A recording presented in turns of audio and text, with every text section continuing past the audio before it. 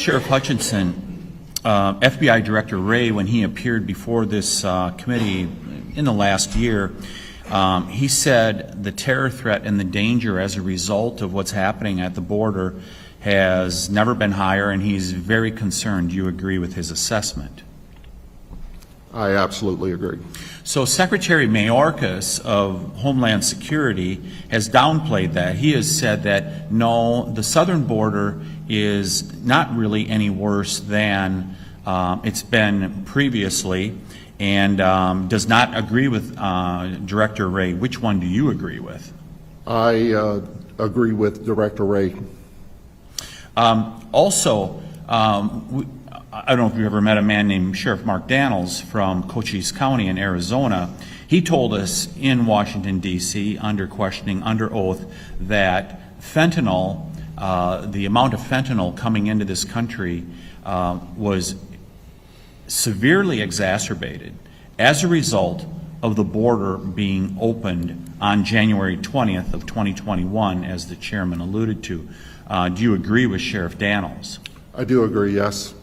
Secretary Mayorkas was there that same day when Sheriff Daniels made his statement, or Secretary Mayorkas at least heard it, and he downplayed it and said that Sheriff Daniels was incorrect. Who do you believe is correct, Secretary Mayorkas or Sheriff Daniels? I believe that Sheriff Daniels is correct.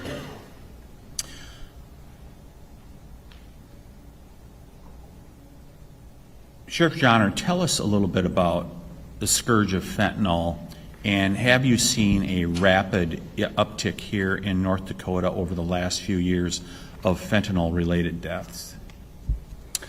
Mr. Chairman and Mr. Tiffany, most definitely that we have. As I mentioned in my testimony, North Dakota is a ripe area for narcotics trafficking because of the increase in profits that narcotics traffickers can make from selling their product in North Dakota or South Dakota. And typically what we see is narcotics being trafficked up to the southern border to what we would consider hub cities. Those hub cities for North Dakota typically are Chicago, Minneapolis. For South Dakota, it's typically up through Denver, and we see some stuff directly coming in from the borders, just directly in without going through those hub cities. We've most definitely seen an increase in the amount of fentanyl that we've been seizing. My testimony is very specific in the quantities that I put in the Dakota Sheriff's Association letter that I presented.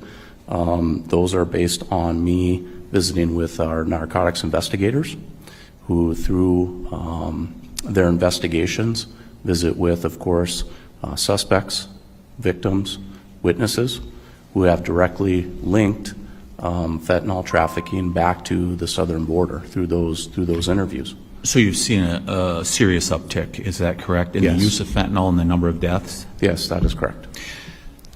Attorney General, we've heard about presence of gangs in Montana. At least I've seen news stories, especially infiltrating some of the tribes out there. Are you seeing anything like that in North Dakota? Yeah, and when I say the gang-related stuff that's coming up from Mexico. Mr. Chairman, Mr. Tiffany, the answer is yes. People, I think, if they attribute gangs to just something that they see on television and then they're organized and they have a headquarters, that sort of thing, it's much more dispersed than that, and it's absolutely impacting us here because the profit margins are drawing the attention of any gang member anywhere. We've got huge gangs, large gang presence in Detroit, for instance, who found avenues out to North Dakota, predominantly, not only, but they are targeting our Native American reservations, in large part also because the BIA typically staffs law enforcement in this part of the world at about 25%. I can speak across 10 years as a United States Attorney. So they're under-patrolled, underserved.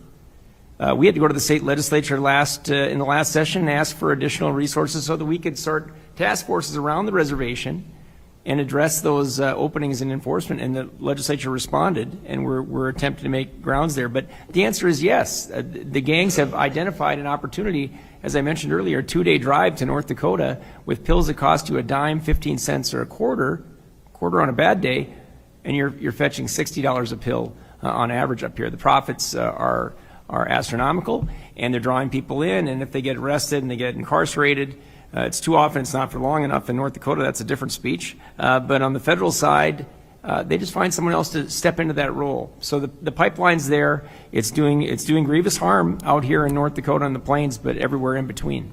Mr. Chairman, may I take the liberty of asking one quick final question of the two sheriffs? Would you be willing to help a future administration if they wanted to get control of illegal immigration to help return those who are illegally in our country? Would you be willing to help a federal effort in regards to this? I would absolutely be willing to help. Sheriff Johnner? Absolutely, without a doubt.